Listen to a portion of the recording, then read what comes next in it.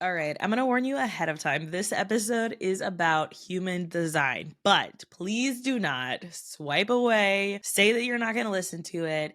We are going to go into human design from a business and content perspective. So, how can you use your human design? And even if you don't know it, these will give you tips and tools to kind of get an idea of where you might land and understand how you can best show up as a content creator and as a guest. So today we have my wonderful friend, Karyn Paige, and she is going to go through what human design is as content creators and podcasters. How can we use our human design to really come up with content ideas and strategies that are going to work for us? And something she says that I absolutely love from this episode is it gets to be easy. So if that is something that you are looking for, please stay tuned. And if you need to, go get your human design from Karyn's website as well. Join me in welcoming Karyn to the podcast.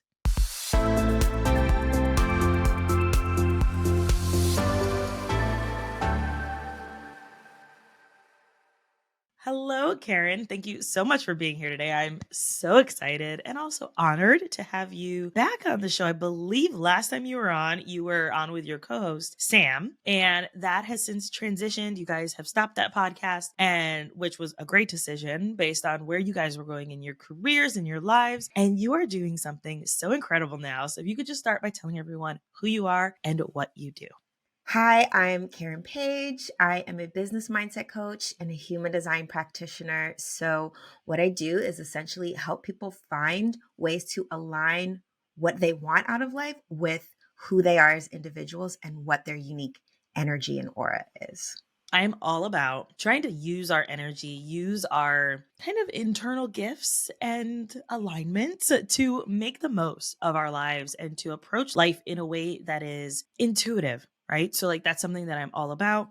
But for the person who is like, this is maybe not the episode for me. You guys are talking about human design. I don't have any idea what that is. Please pause, stay with us, guys.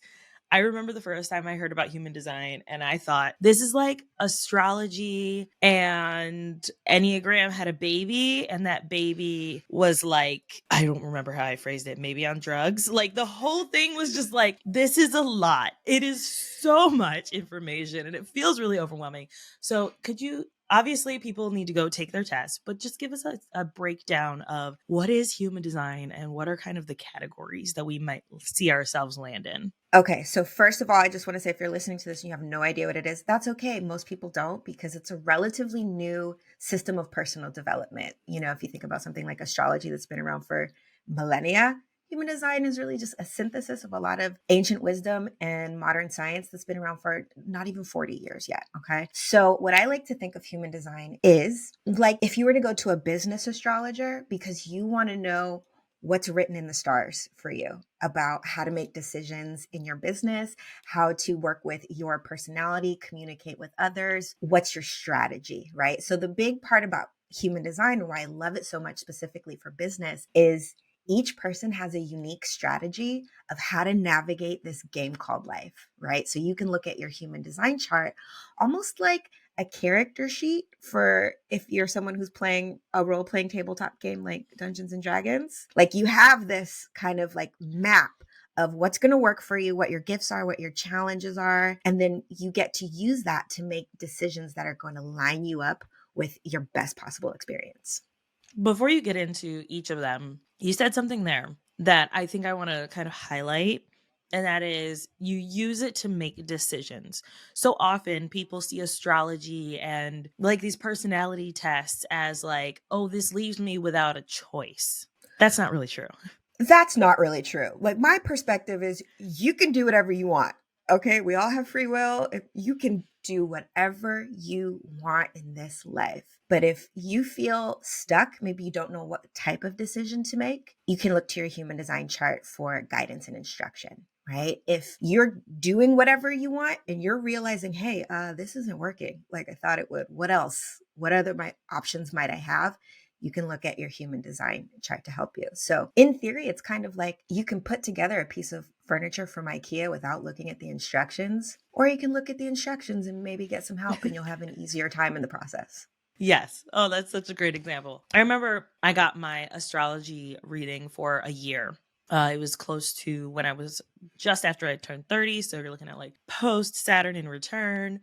And maybe I'm talking over people's heads here, but stay with me. And the person who was doing the reading was like, "Oh, you're seeing a little bit of fertility in this month and a half area. So if you want more kids, then maybe you should be considering how to approach that time of the year. Or if you don't want kids, then make sure that your birth control is up to date and all of those things." And I was like, actually, that's interesting because 2 months before that, my birth control is up and I need to figure out a new one. So that means, okay, I don't want any more kids. I need to make sure that I'm keeping that to task. And it's not like oh, this is what is in your cards for the future, but more of like, this is something that you might see happening. And I believe very heavily in like the biorhythms of life, the ups and downs. So like, this is something that's happening in the future.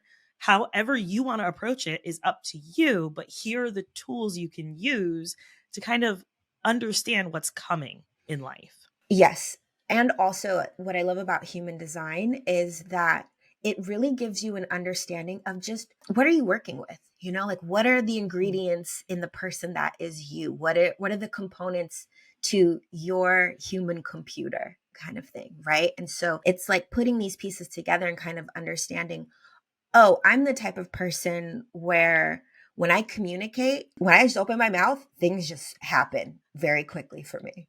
Where you might be like, I'm the type of person where when I speak, it's like I'm just shouting into the void and nobody hears me. Why could that be? What else could I be doing? Right. And so you can look to your human design to really understand things about how you communicate with others, what your work schedule is like, what type of role you're meant to play in the world, maybe like a mentor or a connector or a builder who maybe needs a lot of time to get momentum building, right? Whereas something like astrology is almost more like looking at the cosmic weather forecast and being able to understand, okay, tomorrow I have to go out with an umbrella instead of flip-flops and sunglasses. Human design is kind of more like, okay, let's see what you have in your toolkit and then show you how to use it so that you're having a satisfying experience and less of like a frustration or like a disappointing experience in life and business. Yeah.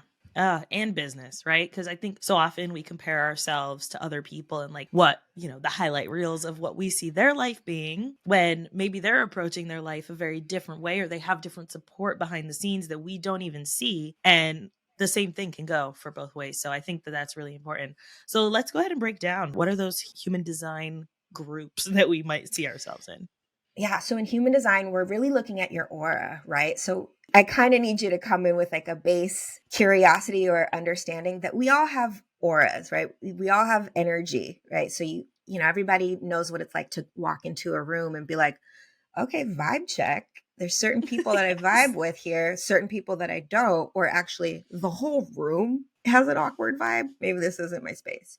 You know what I mean? Yeah. So we each are radiating energy out that's giving people good vibrations, and we're also taking in other people's energetic auras and vibrations, right? So within that, we don't all have the same auras. We're unique in that way. And in human design, it breaks it down into 5 types of auras, which are generators, manifesting generators, manifestors, projectors, and reflectors. And just like Dungeons and Dragons, each aura type kind of has its special strengths and unique gifts, and each aura type kind of has its challenges or its things, its aspects of itself where it's kind of like you might not have a lot of strengths in this area, and that's okay. So we got to figure out what else is working for you. Yeah. And can you break down like where people tend to see themselves? So like I know generators tends to be a more predominant aura for people. What is the kind of the breakdown for that? So it's as simple as most of the people on the planet are generators, right? And that's kind of a tie with manifesting generators. And then we have projectors who come in third, manifestors who are a little bit more rare. It's about 10% of the population. And then reflectors are the rarest of the rare. Only about 2% of the people walking around on this planet, moving around, are in that aura type. So even thinking about it within that context, the generators are the builders of this world. They're the folks who have a lot of energy to, once we turn you on. If you say yes to something, you are going down that path, maybe until you run out of energy. And sometimes it's hard to stop, right? So if you kind of even put that in the context of the worlds we're living in right now, sounds familiar. People may be overworking, not really knowing when enough is enough. Okay, I can see how these themes are theming, right? So yeah, whenever I'm working with people and looking at their human design, I'm seeing a lot of generators and manifesting generators and projectors are coming through my work. Yeah, and that makes sense, right? Since Yeah. they're the majority. So Yeah. when it comes to being a content creator, a podcaster, someone who is having to show up on a regular basis to speak into the interwebs, the void, as we like to say, then what are some things that we can use our human design to really make this a little easier or to consider as we are coming up with more content and creating consistently? Okay, so there are two aspects that I want to focus on specifically around like communication and content creation. And that's taking into consideration the energy that you have around actually doing the work and creating something, which you can look in your human design chart at your sacral center for that. And if you're familiar with the Hindu chakra system, then the term sacral might be familiar to you, right? And also thinking about communication, whether verbal or nonverbal, that's going to be found in your communication energy center, which is, if you're familiar with chakras, again, like the throat center, right? Mm-hmm. So depending on your aura type, you're going to have more consistent energy, either in one or the other, maybe both. So for someone who's a generator, generators have a lot of sacral energy to create and to put into work and actions and activities. But the majority of generators don't have a lot of really defined energy around communication and speaking. Whereas someone like a manifester has a lot of really powerful energy around communication, but not a lot of really powerful energy around putting in the work and the grind and just go, go, go. So it's almost like Mm. depending on what your aura type is, you might be the type of person who's like, if you're a generator, I can create content all day. Like I can show up, especially if I feel satisfied by what I'm talking about. But I might be noticing that my podcast isn't really reaching the people in the way that I thought it would. I should probably go Mm. back and reflect on what is in my chart to help me re-strategize my whole vision here. Whereas a manifester, they can just open their mouth and say some stuff, and all of a sudden they've got 17,000 downloads with, one episode. But they might be someone who's like, I'm more of a working in bursts. I'm more of a, 6 episodes on, 6 weeks off, 12 weeks off, like 6 weeks on, 12 weeks off type of person. Right. And so it's, Mhm. again, just kind of understanding that balance between what's your energy to put in the work and show up and do the work every day, and what's your energy around speaking and having it reach the people you want it to reach. So I want to point out here that neither of those is bad, right? So, like, we're not saying, oh, one is better than the other or one is a better result. They both have pros and cons to them. And if you're thinking about it, okay, from a podcast perspective, if I'm a generator, then I know that podcasting is a long game for me. I know that if I show up consistently and I keep reflecting, honing in on my message, seeing where those strengths are, and maybe bringing in people who can help amplify that for me, maybe guests that are going to be able to do that, then I know that I'm going to have that success I'm looking for. And then the manifester can say, okay, I know I have these bursts of energy and I really have to follow what I'm kind of feeling in the moment. And so I need to let my audience know that ahead of time so that they know the expectation that this is going to be a seasonal show, that I'm going to have 3 months on, 3 months off, and that is it. And then I can show up that way and I can create whenever I'm feeling inclined to create. And then I'll have that space, that room to be able to let it kind of flow out of me. Both of those are great strategies, but both of them are tuning into what they're really great at and are communicating with their audience. All right, this is what you can expect from me. Yeah, and that's just one way to go about it. Like there gets to be a lot more options as well. So for a generator, I would say you're here to really be in response to what's happening in the outer world, right? So you can think Mm. of that in the context of podcasting as maybe you're in conversation with someone, so you have something to respond to. So maybe generators might want to take the approach of starting off as being a guest on other people's podcasts, where someone gets to ask them questions and then they get to respond, right?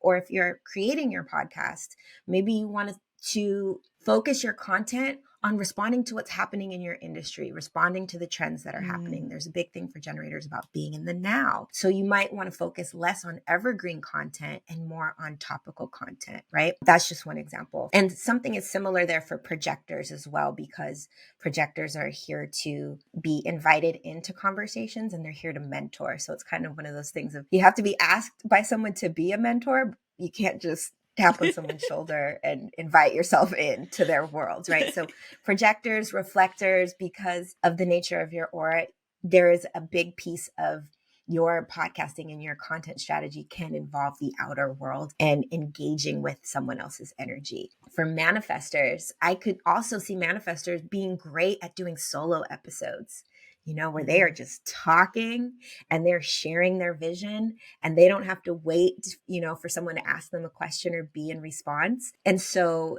again, like just thinking about, okay, format, content type, content style, what are the options?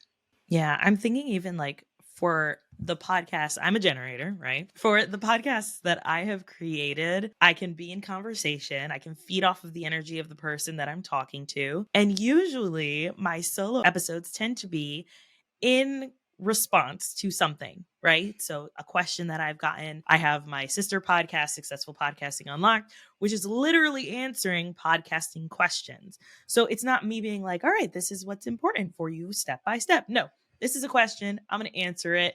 And it's easy for me to do that because I'm a generator. So knowing that about yourself, I think really helps you to be able to decide, okay, what format of content, what format of a podcast or being a guest on a show is actually going to work for me so that I'm not just sitting here spinning my wheels, talking into the void and not getting the results that I want to see with my show.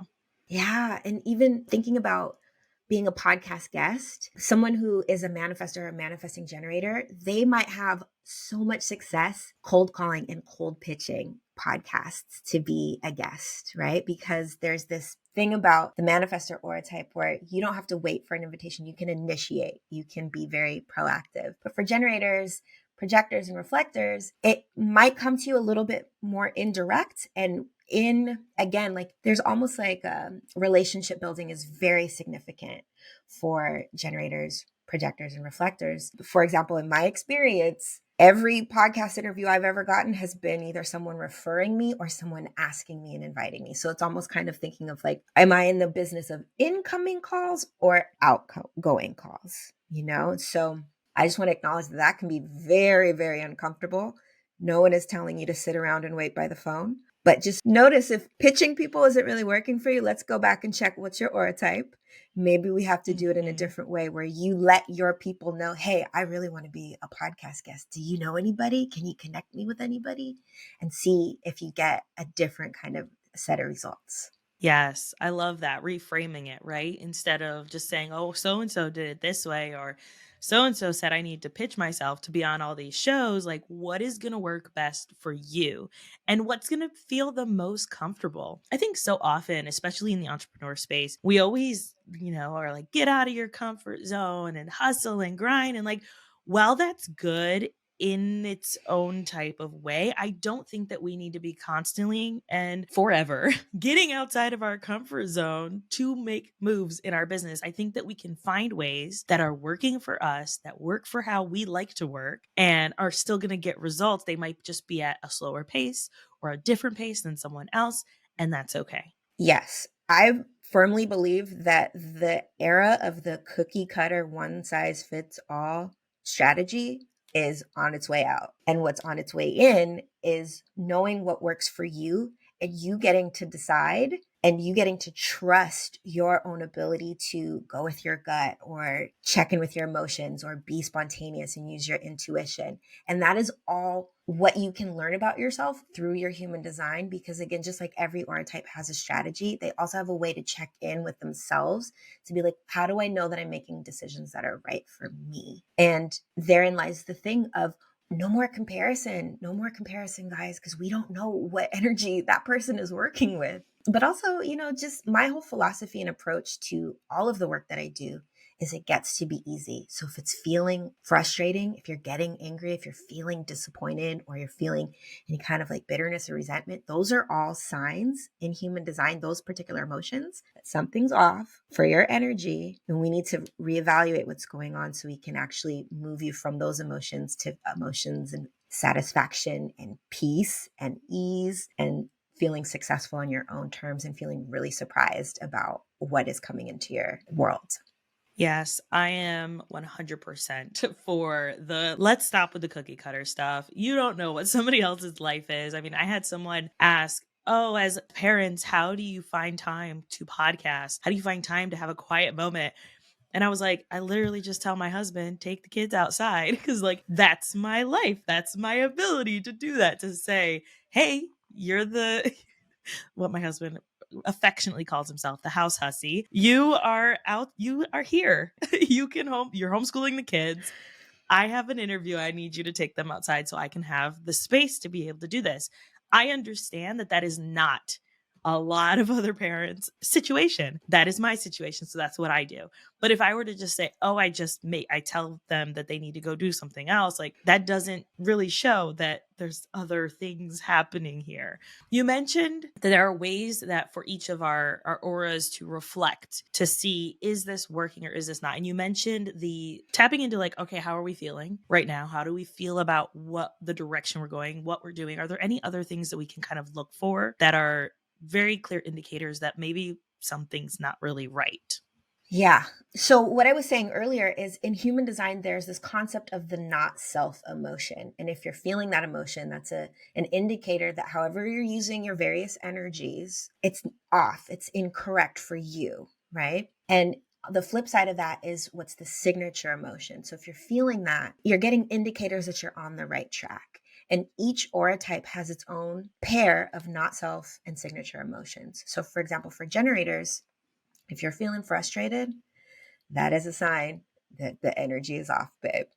What you want to be looking for is satisfaction, right? Mm. So if you can start to contemplate, okay, well, what makes me feel satisfied? How do I know if my day has been satisfying, right? Then you can start to get curious and notice, okay, well, today I did this and I didn't do this, or I followed my strategy in this way and I noticed it just kind of started to flow. Right. So getting in touch, having some emotional awareness and emotional intelligence is definitely going to serve you. Also, what I love about human design is noticing how tired you feel. Right. So a lot of the clients I work with, they're so exhausted. They're so burnt out. They're at their breaking point. And then I have to come back and be like, whoa, whoa, whoa. Let's take a look at your sacral center again. Are you the type of person who can go, go, go? Or are you the type of person who needs to rest, take breaks, and maybe work in bursts? Right. And Mm. so we're checking in with our emotions and we're also checking in with our bodies. How tired do we feel? And I'll just leave it at that. Yeah, no, I think that's really great. And we're not talking to parents of kids under two here because I get like you're Hey, exhausted recencies in nonstop. lifetime. Okay. Yeah. Yes, Right. But, I get like, it. but to your point, like you were saying, that's when we again get to get really curious and see what are the options. So if you have goals and visions while you have life things happening, where can we work to see what's available in the outer world? Can I get some support from family, from friends? Can I build a Yeah. team? Right. And then to bring it back into podcasting, and I'm gonna, put you on a pedestal right here, Alicia. If you have an undefined sacral center, if you're a manifester, a projector, a reflector, you need to be outsourcing.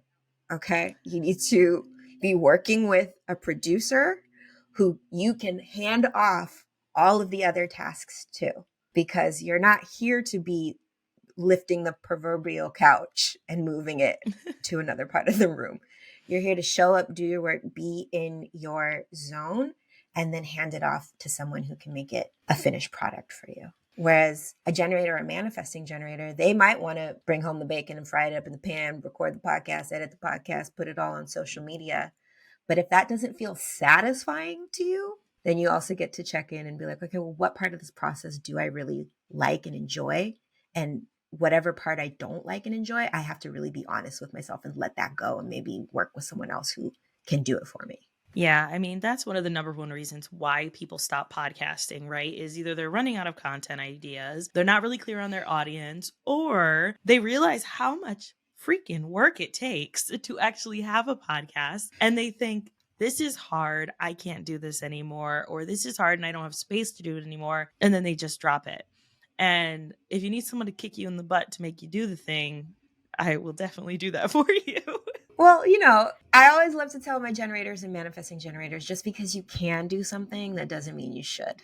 Mm-hmm. And truly, for the other three aura types, you're really here to show up and help bring the best out of others. And part of that means that you have to focus on, like, you're the talent, maybe not the producer, the agent, the manager, like in that kind of Mm-hmm. metaphor, and that's okay. And that's okay. Yeah. But again, like within the context of so many, we're in a world that tells us we have to pull ourselves up by our bootstraps and do everything on our own, and asking for help is not okay. But is that working for any of us? Let's be real here. Let's maybe again think of what other options are available to us. Yes, absolutely. So we've talked about being a host, creating content, coming up with all this content, and trying to figure out what works best for you, understanding whether it's working for you, how to reflect and kind of tap into that. Now, there's something else that I definitely want to touch on, which is being a guest, right? So you're showing up on other people's podcasts, you're showing up on other people's platforms. As someone who likes to kind of feed off of the energy of the other person, that can be difficult sometimes. And I mean, I've talked about it before on the show. I had a person, I was on his podcast, and he's sitting back, his arms are crossed, he's kind of like swinging a little in his chair, and I'm internally having to hype myself up to have this conversation. I like podcasting. I'm excited about this topic. Yes, it's going to be great, as I'm trying to answer his questions. So, how are some ways that we can kind of tap into our own auras to show up no matter what anybody else is doing? And this feels very energy management. Like, I've worked with energy management coaches before. We're like, this person's showing up this way. My initial feeling is to show up this way. What if I showed up a different way? So, what are some things we can kind of do or use within our aura to make the most of this? Okay, let me start with reflectors, actually, because there's so few of them, they often get left to the very end. So, as a reflector, you are literally reflecting the energy around you and with the people you're interacting with. So, however you're feeling is an indication of how the other person is feeling too. So be Mm, mindful of that. One, protect your energy, kind of get clear on what your boundaries are and what you're willing to interact with and not interact with. But just notice, if they're really casual and laid back, you might be feeling that way too. And that's okay. Or if that feels disappointing to you, that's an indication maybe this isn't the type of podcast guest or podcast you want to continue to guest on, right? For projectors, I would say show up in every situation for like doing this because it's something that brings you joy and you like doing mm, this, right? And you're not here to win people over or get people to like you. You're here to show up and be a mentor, be a facilitator, help someone bring the best out of themselves. One of the ways that you can do that is to keep that in mind when you're showing up to be the guest. And then also practically know that you work really well when someone asks you questions and when someone is like, help me, how can we help the people listening bring out the best in themselves based on what your knowledge base is, right? So you're there to be Yoda, you're there to be Merlin, you're there to be Whoopi Goldberg from Sister Act 2. So show up and be that without trying to jump through hoops. For mhm. manifestors, hey, go in there, get the party started, and don't be afraid to initiate the conversation. Don't be afraid to drop the truth bombs, and just know that you got to say what you got to say. Some people are going to be open to it, some people aren't. That's okay. If you know you're speaking the truth and really saying the thing that needs to be said, go off and don't worry about asking for permission. For manifesting generators, I don't always like to lump y'all into the same category, but I will say this: make sure you really want to be a guest on that podcast before you commit to it. And Mm, that's okay. Again, just because you can doesn't mean you should. Just because you get the invitation or you get the email doesn't mean you have to say yes. So ask yourself, how is this going to align with my values, my vision, my offers? Is this way out of left field? Am I just saying yes to this because I'm trying to rack numbers? Or is this really going to Mm, be meaningful and satisfying in the long run? And if it's a no, let it be a no and don't try to convince yourself to make it a yes. yeah. Oh, that's so good. I feel like we've talked about a lot. And so, what is one thing that people can kind of like, all right, I am showing up in this world as a content creator, a business owner.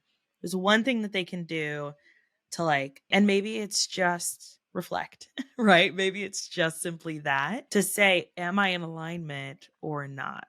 Or is there something else?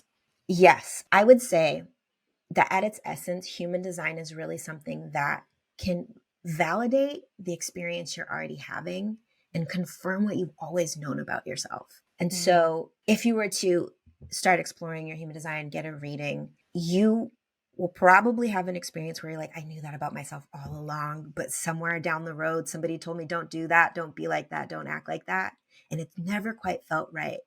So, whatever that is for you, flip the script and be like, I think I'm going to listen to myself. I think I'm going to be that person that I know I'm supposed to be. Wow, the world is wrong, not me. And then, lastly, if you take nothing else away from this conversation, just know that you do have a strategy to make things flow in your life. And so, if the flow ain't flowing, that's just an invitation to check in and be like, okay, where are the blocks? And how can I navigate this whole thing differently?